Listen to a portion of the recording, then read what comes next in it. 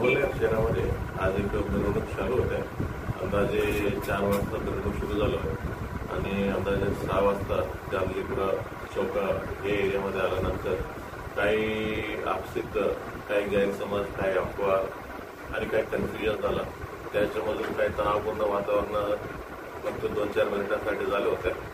मग लगेच त्याच ठिकाणी पोलिसांचा खूप मोठा बंदोबस्त तैनात होते. मग त्या पूर्ण इश्यूला आणि पब्लिकला कंट्रोल करण्यात आलेलं आहे आणि त्या विषयावर जे कोणी असं टीम क्रिएट केलेलं आहे त्या विषयावर गुन्हा दाखल करण्याची प्रक्रिया चालू आहे आणि जे कोणी आरोपी असतील त्यांना आरोपींना देखील आम्ही लवकरात लवकर अटक करणार. सर, आतापर्यंत किती लोकांना अटक केली? ते आयडेंटिफाय करणं चालू आहे. एकदा आयडेंटिफाय केल्यानंतर एक्झॅक्टली मला सांगता येईल. काही गुन्हा वगैरे दाखल काय होणार? ते एफआयआर दाखल करण्याची प्रक्रिया चालू आहे. किती लोक जखमी झाले सर? किती लोक जखमी झाले?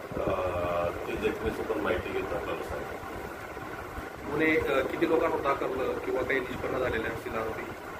तेच दाखल करण्याचं आणि आयडेंटिफाय करण्याची प्रक्रिया चालू आहे. एकदा एक्झॅक्टली सर्व माहिती घेतल्यानंतर उद्या आपल्याला सविस्तर भेट करण्यात येईल. यात काही आपले पोलीस कर्मचारी जखमी झाल्याचं समजतं. काय पोलीस कर्मचारी जखमी झाल्याचं कळतं? असं काय नाही. एकदम सर्व जे काही विषय घडलं होतं फक्त 1-2 मिनिटाचा विषय होता. पोलीस तिथं तैनात होते. म्हणजे पूर्ण मॅटर आपल्या कंट्रोलमध्ये लगेच झालेलं. सर, आपण शहरामध्ये अफवांवर लोक जास्त विश्वास करतात. काय आवडतं? मी प्रत्येक वेळी तेच सांगते, प्रत्येक शांतता कमिटी मिटिंग तेच सांगते. म्हणजे प्रत्येकाने शांतता भंगवणाऱ्या असं कोणत्याही कृती कोणी करू नका. कोणत्याही अफवावर विश्वास करू नका. सोशल मीडियावर कोणताही द्वेषपूर्वक मेसेजेस कोणी करू नका. मिरवणूक म्हणजे कोणी काढलं असेल कोणत्याही समाजाचा